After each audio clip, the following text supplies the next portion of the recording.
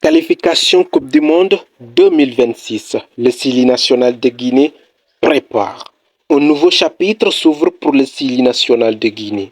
Ce lundi 1er septembre restera comme un moment symbolique dans l'histoire récente de la sélection guinéenne.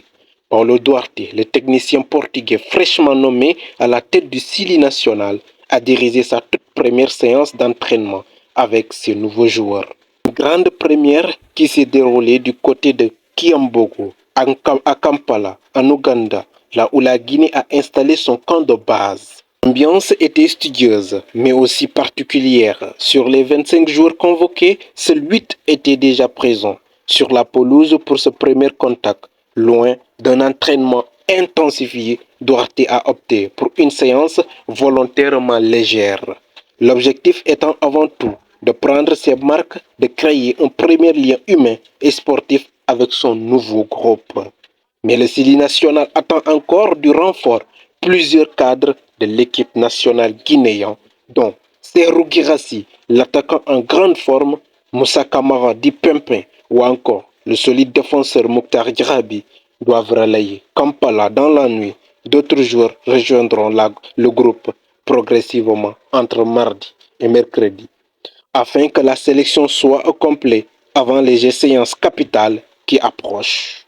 Et quelle échéance! La Guinée se prépare à disputer 2 matchs cruciaux comptant pour les 7e et 8e journées des éliminatoires du Mondial 2026. Le premier rendez-vous est fixé au 5 septembre face à la Somalie au Mandela National Stadium de Kampala. Le second probable, le plus attendu, aura lieu le 8 septembre à Casablanca face à une équipe redoutable d'Algérie. 2 matchs décisifs qui pèseront lourd dans la course à une qualification historique pour la Coupe du Monde 2026. L'arrivée de Paulo Duarte marque donc le début d'un nouveau cycle pour le Sili national de Guinée.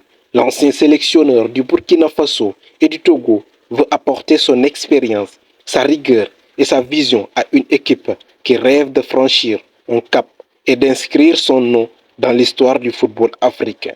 Dans les supporters guinéens, eux n'attendent qu'une chose, voir leur équipe briller. Et pourquoi pas commencer cette nouvelle ère par 2 victoires, lancerait parfaitement l'ère Duarte.